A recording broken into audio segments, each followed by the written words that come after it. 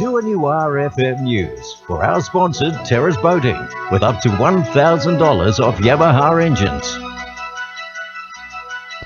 It's 6:30. Good morning, I'm Belinda De Lasheras with Hunter News. Investigations are underway after a laser was directed at a Maitland-bound rescue helicopter overnight. The green laser was pointed directly towards the helicopter shortly after it took off from Bankstown Airport around 11:20. There were no patients on board at the time. The aircraft bound for Maitland Hospital to transfer an ill person to another facility. More coal seam gas projects could be on the cards for the Hunter.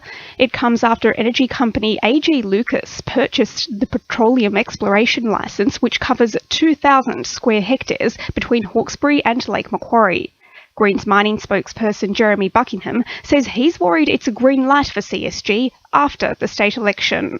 While the state government buys up some small licences, AJ Lucas has bought up a massive licence over the Newcastle, Upper Hunter and northeast of New South Wales. This sends a strong message that coal seam gas is rolling out after the state election. The Baird government is green-lighting it. Only the Greens will stop this industry.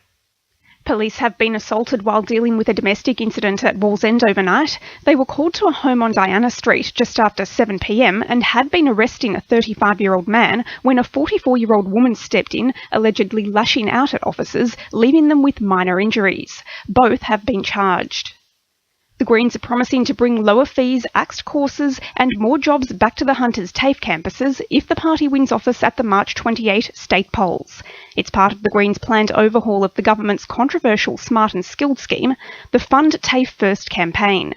Newcastle candidate Michael Osborne says they'll also invest $600 million into the TAFE system. The most important thing is about securing funding for TAFE's future. So we're proposing to put back in $600 million that has been taken out of TAFE in the last few years and to put that in as secure funding, which means that will restore all 1,100 teaching and support positions that have been deleted since the Baird government took office.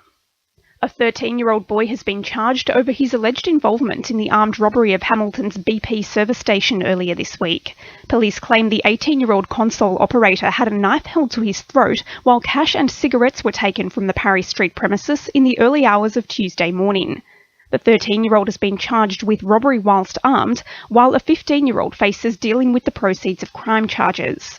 Detectives believe more arrests are likely as investigations continue. Singleton residents will be given a rare insight into one of the country's most well-known mining tragedies today, with Beaconsfield survivor Brant Webb to head a list of guests at the opening of the Hunter Mining Show. The 3-week trade exhibition is on show now at Singleton Civic Centre, with Mr Webb to lead a series of panel discussions on mental health in the industry, as well as the importance of being emergency ready.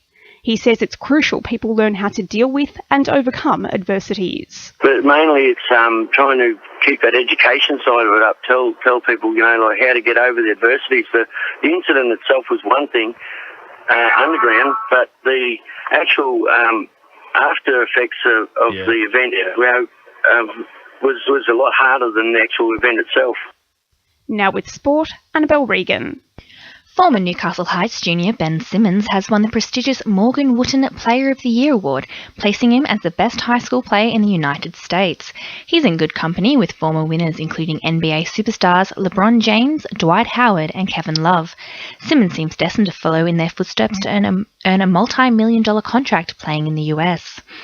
The Newcastle and Hunter Rugby Union Premier competition will comprise 10 teams this season after confirmation East will drop to First Division.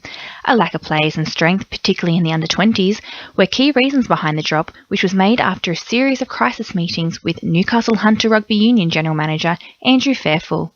And Newcastle's Chad Hollywood Bennett has postponed the International Boxing Organisation World title fight as his Argentinian opponent suffered a black eye while sparring. The bout has been pushed back to April 11th at West New Lambton. That's sport. I'm Annabelle Regan. 2NUR FM News time is 26 to 7.